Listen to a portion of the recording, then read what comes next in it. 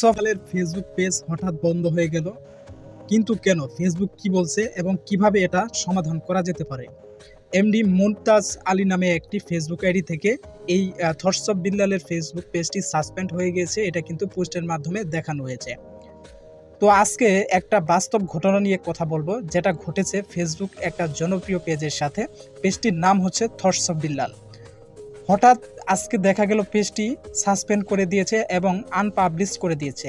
মানে পেজে কেউ ঢুকতে পারতেছে না, নতুন করে কিছু পোস্ট করা যাচ্ছে না, একদম বন্ধ।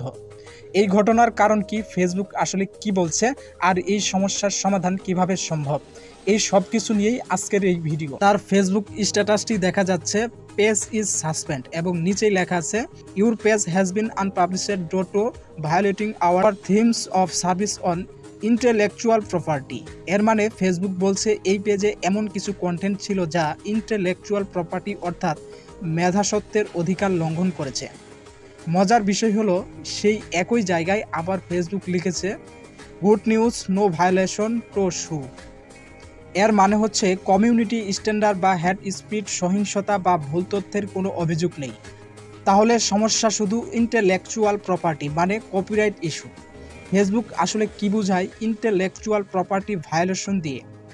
ইন্টেলেকচুয়াল প্রপার্টি বলতে বোঝায় অন্য কারো লেখা, ছবি, ভিডিও বা অডিও, মিউজিক, সিনেমার ডায়লগ, সেগুলো মালিকানা অন্য কারো। আপনি যদি সেগুলো ফেসবুকে ব্যবহার করেন অথচ অনুমতি না নেন, তাহলে সেটা ভঙ্গ হিসেবে গণ্য হয়।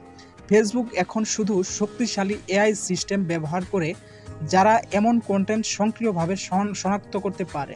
যদি কোনো গান, সিনেমার ক্লিপ, টিকটক ভিডিও বা অন্য কারো ছবি, ভিডিও আপনি ব্যবহার করেন, তাহলে এই ওয়ার্নিং দিয়ে আপনার পেজটি আনপাবলিশ করে দিতে পারে। তো থটসফ বিল্লালের পেজের সাথে এটিই ঘটেছে। হয়তো সাম্প্রতি থটসফ বিল্লাল এমন কোনো ভিডিও পোস্ট করেছিল যে মিউজিকগুলো অন্য কারোর ছিল, কিন্তু সে দীর্ঘদিন থেকে যে মিউজিকগুলো ব্যবহার করতেছিল তার বুদ্ধিমাত্রা দিয়ে সেটা হয়তো এতদিনে ফেসবুক কপিরাইট ধরছে বা সেই মিউজিকের ওনার এতদিনে তাকে কপিরাইট দিছে। তো এটা থেকে সমাধান পাওয়ার জন্য, কিংবা থটসফ বিল্লাল যদি মনে করে তার যে মিউজিকগুলা সম্পূর্ণ তার নিজস্ব ক্রিয়েটিভিটি দিয়ে তৈরি করা, সে অন্য কারোর কোনো মিউজিক ব্যবহার করে নেয়, তাহলে কিন্তু ফেসবুকের কাছে সে একটি আপিল করতে পারে, এটি পূর্ণ উদ্ধারের জন্য আবেদন করতে পারে। তো আপিলে কি লিখতে হবে সেটি আমি আপনারা চাইলে আমার ডেসক্রিপশন বক্সে দিয়ে দিব।